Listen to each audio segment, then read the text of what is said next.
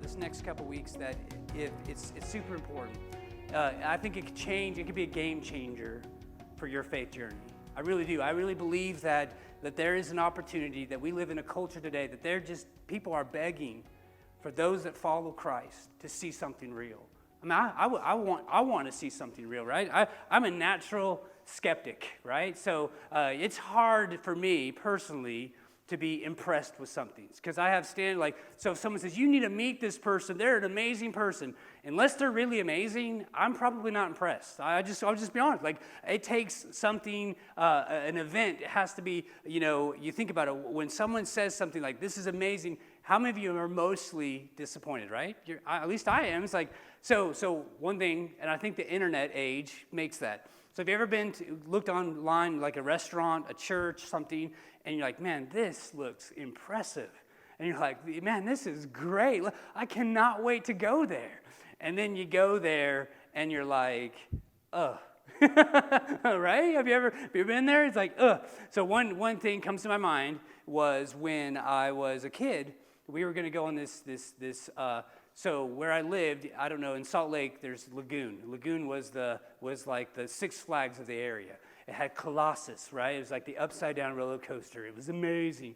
And so we couldn't go there, but we were going to go to somewhere even better, my dad told me. It was going to be great. I was probably 13, 14. My sister was 16, 17. We're like, okay, we're okay. He's like, there's a roller coaster there. And he'd been when he was a kid, and he remembered it. And so it was nostalgia in his mind. Like, this is so great. Well, we got there, and it was nothing. It was nothing. It was this little kid's roller coaster. So you got a 16-year-old and a 13-year-old sitting in this roller coaster that goes like it's probably this tall. Like, it was the most embarrassing and disappointing, And a lot of times when I think of people, when someone tries to impress me with something, it's really hard. It really is. It's just hard. And I think we live in a day where it's even harder. And so as we think of this, when we talk about these situations in the Bible, when we look at the book of Daniel, these young men were real people that took a real stand, and the hope is, the truth is you can make a stand today in your life. And it's not about making a statement, it's about taking a stand. Now, there's all kinds of people that want to make statements. They stand in corners and they'll scream at people. They want to make statements and they make you feel uncomfortable and ashamed for what you believe. But taking a stand is not only impactful, but it brings conviction. So when someone takes a stand on something, there's something about it that makes you desire more of it, and you want to be a part of it. And so we'll talk about it here as we go. And so a couple things, just so you can get a heads up. So we're going to talk about taking a stand, standing out when you want to blend in, right? I don't know about you, but I like to be a wallflower, but taking that step, and we'll talk about that in a minute. Also, stepping up when it's easier to step back. Right? There's moments in your life, there's situations and circumstances that happen where you should step up, but there's a part of us that wants to just kind of step back, right? Let someone else handle that. Let somebody else deal with that. When it's your kids, so when it's somebody else's kids, so I'll hear someone or see a kid do something, and then I look, it's not my kid. I don't have to, right? Someone needs to deal with it, right? I don't know. That's at least how I feel. There's standing firm when you want to bow down, right? There's a moments and seasons. And again, a lot of these situations what we'll read about in the book of Daniel, they didn't look for these situations. They came to them. These situations, and as you follow Christ, I believe this, as you follow Christ, as you begin to move down and take your steps, there's going to be moments in your life. It may be in your family, it may be in your job, it may be somewhere, it may be here in the church where you take a stand that God is working in your life that's going to affect other people. And I'm telling you, it's not comfortable often. It's not comfortable. That's why we don't, right? I mean, if it was easy, everybody would do it, right? They would be like, but there's a point. And so we're going to look at standing strong when you want to stay out of the way, and then stand in faith when you can't see what's coming ahead, right? When you can't, there's those moments where you believe you're doing the right thing, and then now you're just waiting. Don't you love those moments when you're just waiting, and you're trying to make sense of it? And so what do you have to do? You got to stand in faith. So that's what's coming up this next few weeks. I'm excited about what God's going to do. And so today we're actually going to talk about standing out or blending in, right? That blending in. I don't know about you, but one of the things I've prided myself, I am good at, is I can just disappear. I love going to a crowd where no one knows me, where I just I've shared this before. When I go on an airplane, my goal on an airplane, this probably isn't, so there's probably 100 reasons why this is wrong, but don't judge me, this is who I am, okay? My goal is that nobody talks to me. It really is. I have a little belt, and yep, made it. So there's a few things you got to do. You got to put earbuds in. You got to act like you're busy. You say, why would you do that? Because I'm more of an introvert, and I am tired. Look, you people wear me out, right? I love you, but you guys are relationships I'm trying to build. A person, I'm flying here and there. Now the hardest part of that is when I'm coming back to Medford, right? That's the hardest part, because that's now potentially somebody I could know or should know, right? Like there's somebody I could help walk with and share. Now again, I'm not telling you to be like me. I'm telling you who I am, okay? So don't be like, oh, the pastor did it, so do what I don't do. Be nice and talk to everybody. But the idea is as I love, so one time I remember that we had, when I was in high school, we had 4 different principals, and I never went to the principal's office, and one of the last of my senior year, the principal was like, we had some sort of meeting with him, and he didn't know my name. And I was like, I felt man, he didn't know my name. So I was good enough that I was not on any list, and I wasn't awesome enough of anything that they would notice me. So that means no athletic ability, right? I know that's shocking, Amari. That's shocking. No scholastic ability that they would put you on some sort of, for the principal not to know, it wasn't that big of a school. But no, I don't think I knew any of the principals. I knew them, but they didn't know my name at all. And so I feel like that was accomplishment. I don't know why, but I feel like that's something that I should be rewarded for. But unfortunately, as I've grown older and as I am put into different positions, especially as a lead pastor of church, I find that I have to find myself in situations or at moments where I have to make stands or have to actually be known or noticed when I'd rather not, right? So there's a part of me that I would love to just blend in. I love reflecting what God's doing into other people, and I'm good at it. So if something good happens here, I'm like, man, if it wasn't for Jordan doing all his great work, man, I wouldn't have a job. If it wasn't for my wife, and that's probably a lot of true. If it wasn't for my wife, I wouldn't be where I'm at today. So it's easy for me. But there are certain situations and certain times where you have to step up. And if you do it the way, we'll learn some principles here. Let's talk about it, but we'll learn some principles here of how to make that moment when you want to blend in, but God's asking you to step out. Because the truth is, listen, if we don't step out, if we don't make a stand for things, there's some really terrible things happening in the country today. That somebody's got to say that's something. Somebody's got to do something about it. If we at Living Hope Church don't step out into our community, man, what does that mean? If we don't interact with the kids at the school, if we don't reach out into SOU, man, lives won't be changed. We won't have the opportunity. So somebody's got to step out. Somebody's got to say, and why not us? Why not us? Man, I would love for somebody better to come along. But until then, what do? Because I know what God has done in my life, and I know what God's called me to do. And so if I don't do something, what does that mean? What does that mean, right? What does that mean if we don't do it? I'm telling you, one of the saddest days that I've ever seen in a church is when we came as a replant, when this church closed its doors. This is the saddest thing. It was sad to close the door, but this was even sadder. The fact that nobody in the community noticed is even sadder. Nobody knew that this church closed its doors. 5 years. No one wept a tear. No one said, my prayer is that we would make such a stand that if Living Hope Church ever closes its doors, that there would be a 3-day of fasting and there would be panic alert in the Medford and the Rogue Valley region. Why? Because we have made a commitment. We are in this community. We are going to be a part of this community. We're going to reach out because God has called us, placed us here. We're here on purpose and here with intentions and intentional to make a stand, to make a difference in the lives and the people that we know and love. This is our community. This is ours. And so we have an opportunity, okay? So let's go on to it so I don't preach too long today.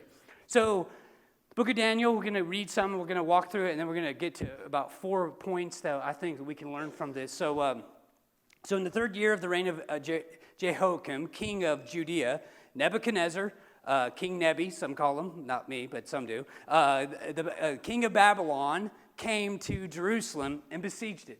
So here he invades God's Jerusalem and besiege it. And the Lord gave Jehoiakim, notice that, the Lord gave Jehoiakim of Judea into his hands the sum of the vessels of the house of God. So notice who's overseeing this project. So God's sovereign. God knows what's happening. God's in this. So sometimes tragedy and difficulties and transitions take place, and you're like, where's God? Listen, I believe God's in it. God's in it. God's in this. And we see that here. And he brought them into the land of Shinar and the house of his God, and placed the vessels in the treasury of his God. And so God allowed this. So we know that in 605 BC, that the Babylonian king Nebuchadnezzar invaded Israel, and it's identifying what happened. And so as we read on, it said, then the king commanded Ashpenaz, I'll say it that way, you prove me wrong, right? his chief eunuch, and bring some of the people of Israel, both the royal family and the nobility, and the youths without blemish, and a good appearance, and skillful in wisdom, and endowed them with knowledge, understanding, learning, and competent to stand in the king's palace. So what he's doing is he goes and invades Jerusalem. This is the first time that Jerusalem was besieged. And he goes and grabs and collects all those that are of nobility, those that were leaders, those that were of a royal lineage. And then he brings them to himself, and he begins to indoctrinate them, begins to educate them with the Babylonian ideas. So eventually he's going to grow them up to be leaders to stand for him in the regions that he's conquering. So it's a very wise practice. He brought them in at a young age, and now he's beginning to indoctrinate them and learn them. So he's like, and they're competent, standing in the police. So, and says, and to teach them the literature and the language of the Chaldeans. So he's teaching them, he's grooming these young people to be ambassadors for him. And so it's actually a very wise thing, right, in a sense. And so the king assigned them a daily portion of the food that the king ate and of the wine that he drank. And they were educated for 3 years, and at the end of the time, they were to stand before the king. So what the enemy does is the enemy will take you, captivate you, hold you captive, and then they'll begin to teach you what to think, what to believe, and how to behave, right? And listen, we live in a day where we would say that there is a present enemy, and they want to take our young children, right? We know this because kids go to college with their more traditional, they're less progressive, they're less, there's value of their faith, of their parents, and they go to college for 4 years, and what happens? They get educated, they come back, and so it reminds me of this guy that goes to college, and so this farmer sends his son. He's like, okay, son, so what you did learn in college? And he's like, well, and so he didn't want to embarrass his dad, so he says, Dad, you know what I've been learning is pi r square. And he's like, what did you say, son? He's like, listen, pi r square. Man, the dad just was like, just disgusted. So he throws his napkin down. He says, you're never going back. He's like, what? He's like, pi r round, cornbread r square. They just lose that, right? They lose what they did. And again, I would say, and we could all agree, that most debauchery and lots of things that are not good for our children they're exposed to in these areas, right? And so there's an enemy. And look, I see it now, especially with this device here. So you just make a decision. So I decided to let my 11-year-old have access, not a phone, but she has a messenger on Facebook, so she could talk to her cousin. Well, what I thought is I was going to open the door of this technology and then let it in and then lock the door, right? That's not what happened. What happened is I opened the door, and then it's like, now it's all or nothing. It's all or nothing. So as a parent, what do? Man, you don't get any kind of electronic device ever, right? Right? Like you don't need to know any of that, as I'm like, you guys need to stay off your electronic devices. It's terrible. You're just wasting your mind. Right? Don't you find yourself as a hypocrite? But listen, this really is the Babylon of our day. Do you know that when think about it today, that so here this king would do is he'd bring all these young people, he'd give them information. We're not lack of information. We have all the information that you could ever need. So the other day, one of my little ones, I think it was Rachel, I asked her a question. She's like, "Hey Siri," I better say it quietly because she's listening. You know, and I'm just like, it just dawned on me that, man, you know, how things have changed. How things have changed. And the truth is, I can't control it. So how do you thrive in a Babylon kingdom? How do you thrive? How do you stand out for what's God? We want to. So this is what he did, is he brought them in, taught them how to behave. And so you have to stand for something. So Daniel, Shadrach, we'll see what their names are here in a minute. So let's go back. So this is what I believe you have to do and what we have to do. And this is why it's important to stand. In Ephesians, it tells us to put on the whole armor of God, that you may be able to stand against the schemes of the devil. Listen, the devil wants to destroy and ruin your life. Think about it. From 15 to 25 is the most important days of your life. 15 to, I mean, that's where you define your spouse sometimes, right? That's when you find that's when you find your career.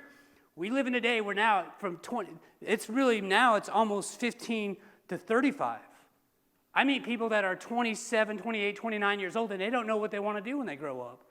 They don't have an understanding. They don't know who they want to marry. They haven't made those decisions. And so and that's where I believe, honestly, the enemy attacks. If he can make you crazy and have you confused and uncertain and not know what to do or what not to do, there's got to be a point in choice. And this is what I really want to kind of understand, especially young people. Listen, you got to stand for something. You got to stand. There's a moment. You got to stand, or you'll fall for anything.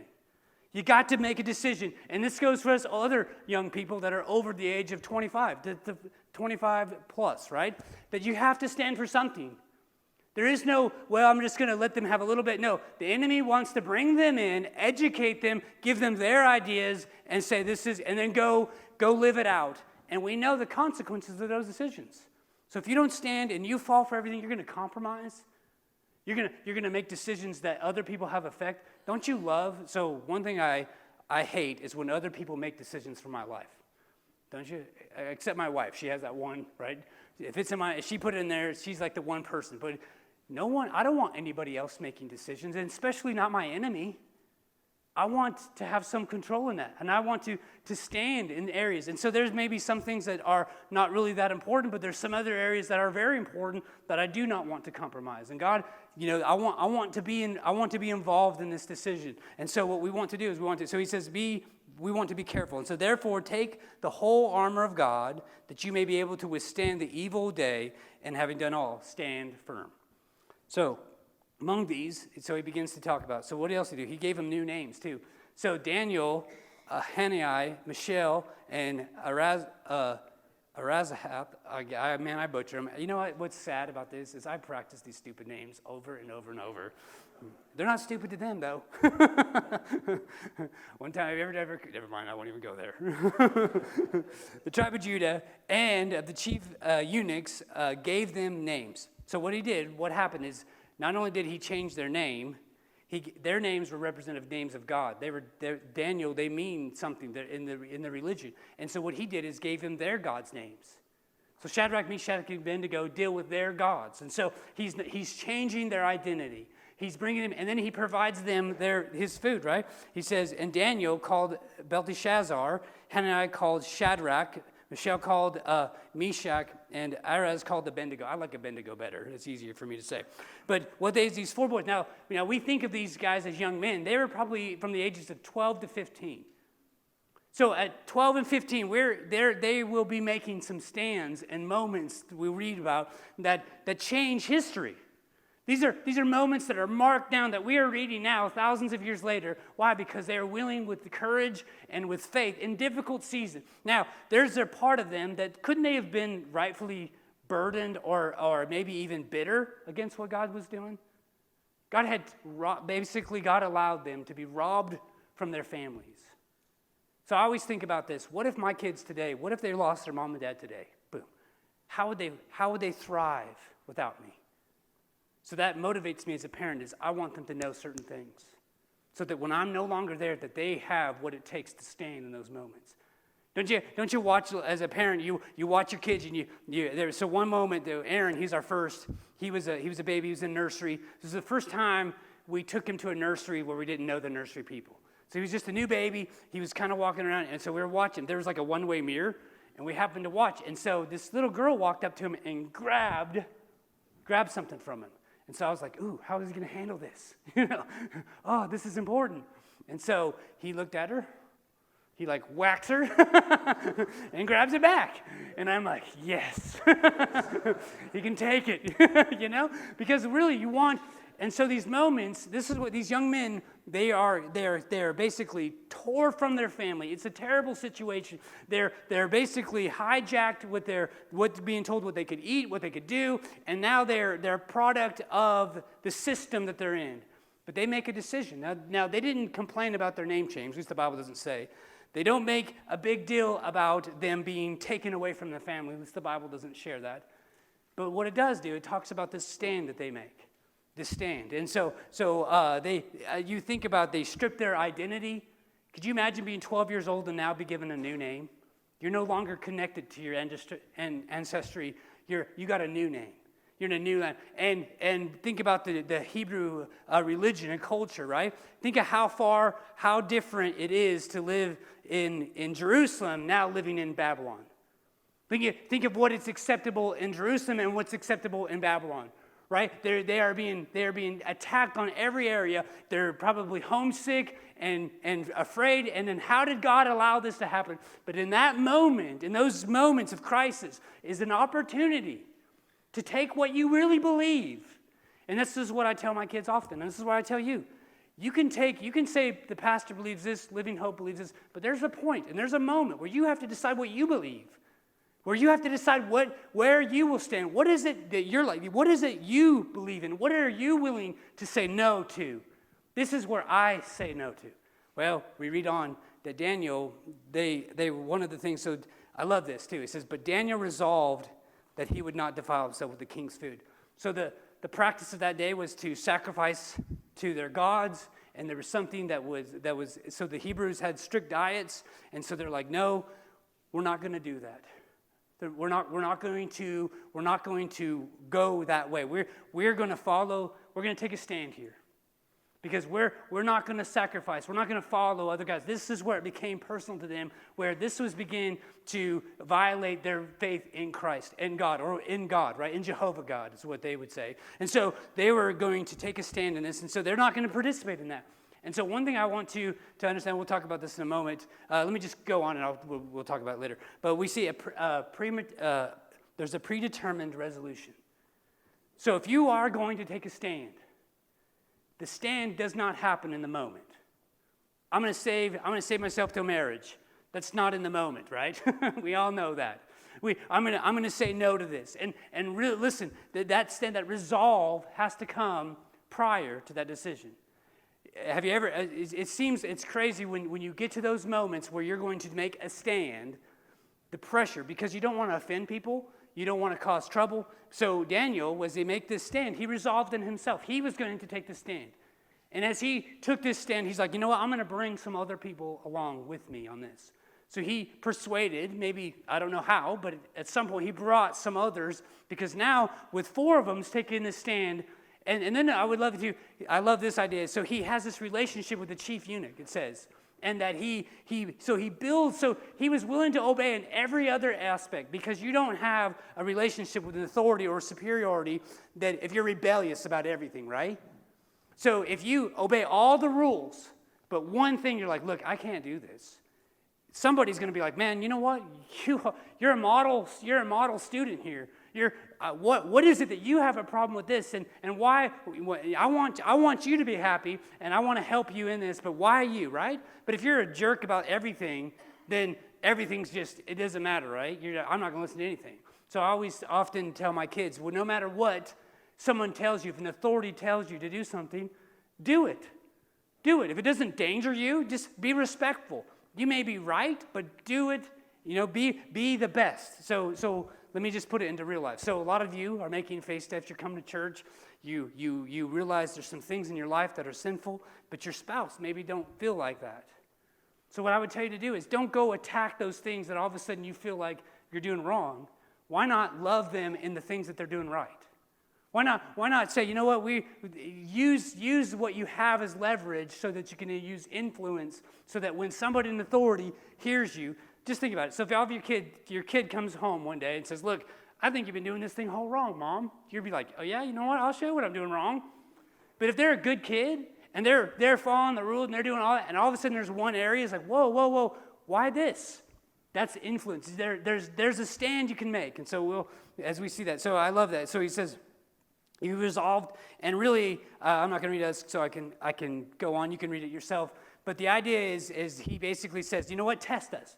So he wants to only eat vegetables, and he's like, you test us. The guy's like, look, if you guys don't come out healthy, I'm in trouble. My head's, I'm going to get in trouble, right? So he's like, well, you test us. You see what happens. So we're going to take this faith. We're going to only eat water and vegetables, which sounds like misery to me. But we're going to only eat water and eat vegetables. And then you, after 10 days, you see what happens. And so after 10 days, guess what? The chief eunuch looks at him and says, man, the Bible says they're more fleshy in their face. They're healthy. There's a strong difference. Now, then it says that everybody gets to enjoy just vegetables and water. Now, do you think Daniel and them would have been popular for that? No. Like, you can't eat meat now? Are you kidding me? Like, I would be after him. But what happened? He influenced. He used the stand that did impact others. And because why? They were able to see what God could do. And I'm telling you, when you make a stand, a lot of times when we make a stand, we're trying to make a statement. We just want to be right. A lot of times as Christians, we're out there, we're making statements. And listen, just social media is not a place to make a statement. I'm just telling you, it's not. Look, if you want to be right, be right. Well, find somebody you can actually look eyeball to eyeball and make a statement. Make a stand. Why? What is the purpose of this? It's not that you're awesome and you're right and you're holy and they're not. I think it's what we see influence. Daniel resolved in himself. There's a moment probably on his bed. Maybe after he saw what was taking place, there was a moment he's like, I can't do this. And no matter what it does, if it costs me whatever, I'm going to do what's right. And so he's like, you know what? I believe these guys with me, they're with me. And so I'm going to talk to them. So he shares with them, like, you know what, Daniel? It's been bothering me too. I can't do it. I got to do what's right. And so we're going to take a stand. And so he's like, listen, he probably sat down the chief eunuch, and he's like, look, man, we got a problem. I can't do this. He's like, man, can't we work around this? I can't. I saw this. I've seen this evident. My wife one time, she had a conviction. And this is one thing, we don't really like convictions of other people because it bothers us. Because when someone stands, it is kind of annoying. It's like, man, it's just a small thing. Can't you just overlook it? But man, aren't you glad there's people like Daniel that say, no, I can't. Because that's the ones that get noticed, and that's the ones that show their faith, and that's the ones who influence others, and that's really the desire of this. But one time my wife said she was willing to lose her job, and she actually lost her insurance for her stand. She's like, I will not work Sundays. This was hers. This wasn't me saying, hey, you shouldn't work Sundays. I need your help. This was hers. This was all her. And I'm like, man, I was kind of like, well, is it really that big of a deal? Can you not? And this was her. This was her. And this is the thing about a conviction. You don't borrow other people's convictions. These are things that you are willing to stand for. Because the worst thing is to get hit by a bus and then say, well, they told me to do it. You better be willing to get hit by a bus. And we'll see that later on as we walk through this. Look, I'm willing to take it on the chin if I'm one willing to take it, right? I'm the one that's making this decision. But when someone else does it, it's not so fun. So the idea here is she made this decision. They went to the higher ups and they're like, we don't want to lose you, so we'll make this provision around you. And so she was able to keep her job, but there was a cost to this. There was a cost to this, and that's the thing I think a lot of times we're afraid. When we make a stand, there is a cost. There's probably some grumbling when they're not getting meat anymore. There's a menu change. Oh yeah, what is it? Spinach only. Yay! Woohoo! Thanks, Daniel. Appreciate it, bro. But what do we see? I love this. It says, then later, let me go. It says in verse, he listened to them on this matter and tested them in 10 days. And at the end of 10 days, they're seeing their better appearance, fatter in the flesh, and the ewes the king's food. And so the steward took away their food and their wine they were to drink and gave them vegetables. So he influenced others. So listen, when you take a stand in difficult times, there is cost of that.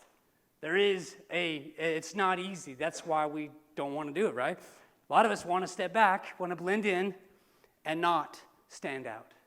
We don't want to make a big deal, but I encourage you. I believe all of us, imagine if all of us are willing to take that stand. And again, wherever you are, you know what it is. Maybe God's got something for you. You're like, you know what? It's time for me to take a step. Man, take that stand. You know, there's some areas I just need to use my faith. You just trust the Lord and see what He does. And so a few things I want us to take.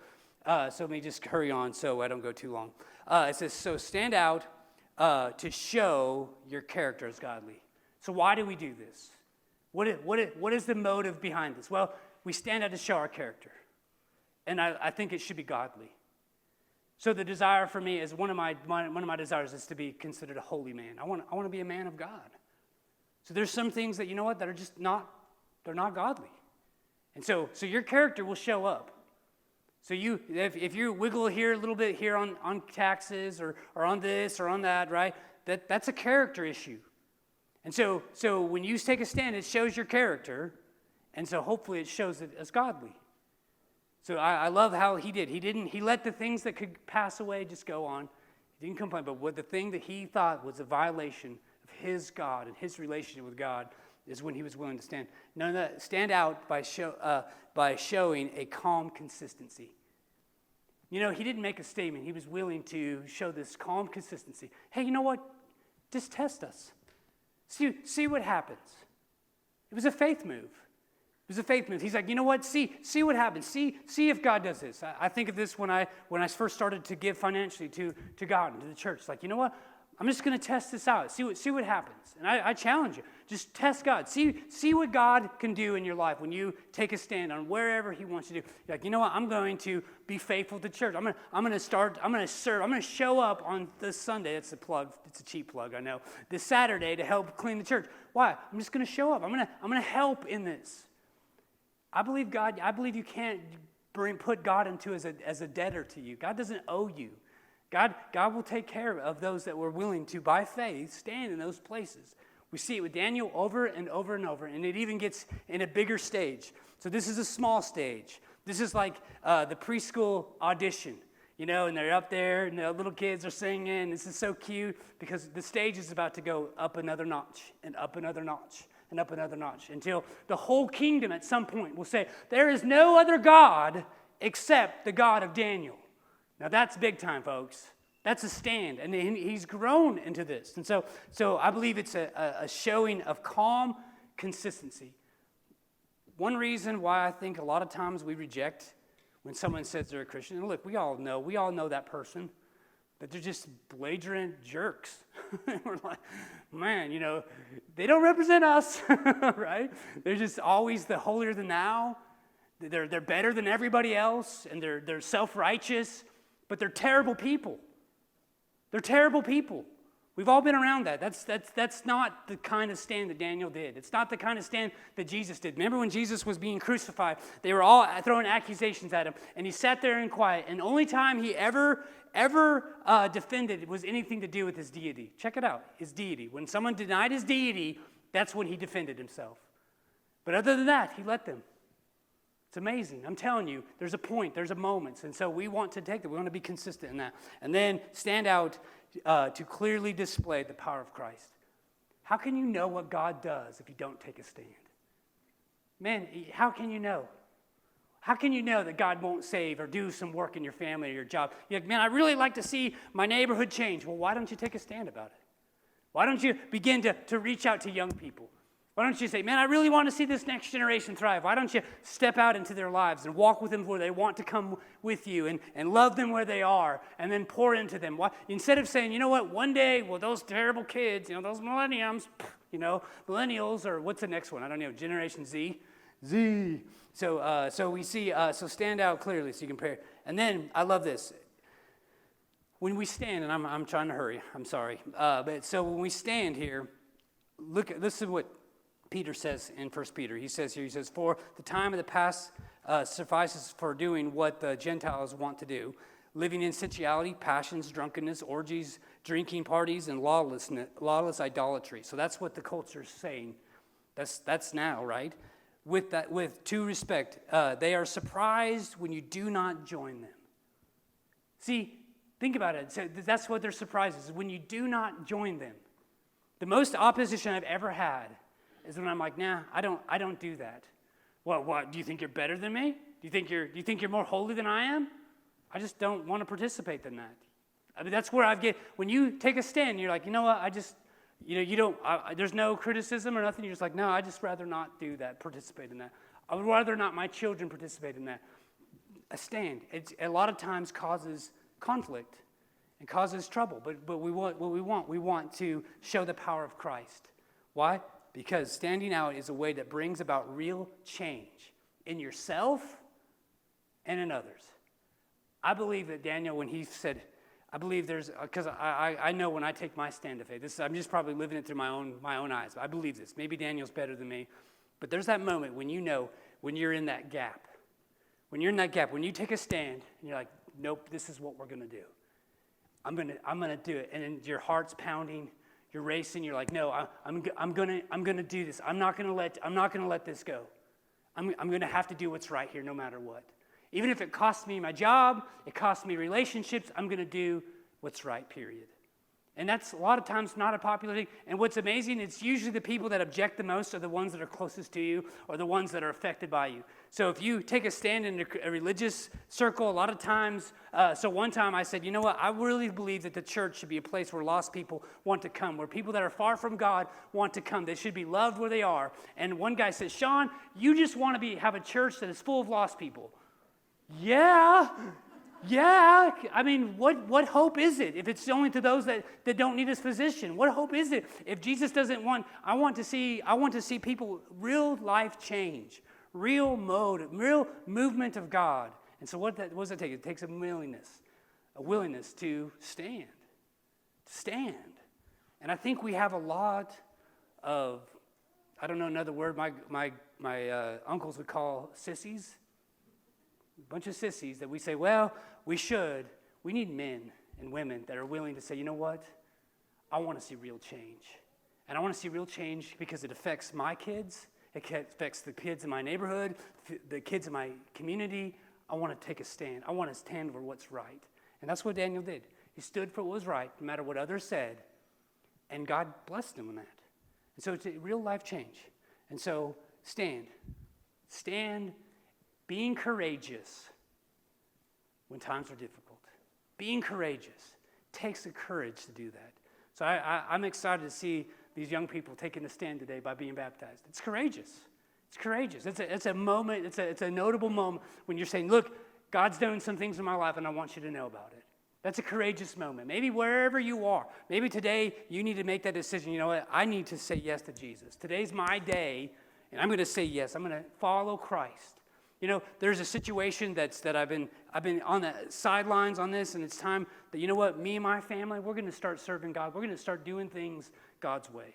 I remember in my life where there was a moment, it's like I had kids, and I said, you know what, the Snyder name is no longer going to be known from anything other than men of God and men that are following Christ. So my job as the patriarch of my family, I'm the last Snyder. I'm the oldest Snyder that left. I've got 2 boys coming and 2 girls, and I want them to know that this family from now on will be known as a family that follows Christ no matter what. So I'm willing to take that stand and take the pushback and take the heartache of all that because I want to see real change in the lives of people. So the greatest thing is that when I die, that the legacy I leave is not me, but it's those that would follow after me. That they would say, man, you know what? Some of the greatest people I know are the Snyders. Why? Because there was a day in a car when Aaron was 4 and Wayne was like a month, when they made a decision. They resolved in themselves that they would no longer be known as anything other than men of God. That's the kind of stand we're talking about. Will you take your stand today? Let's pray.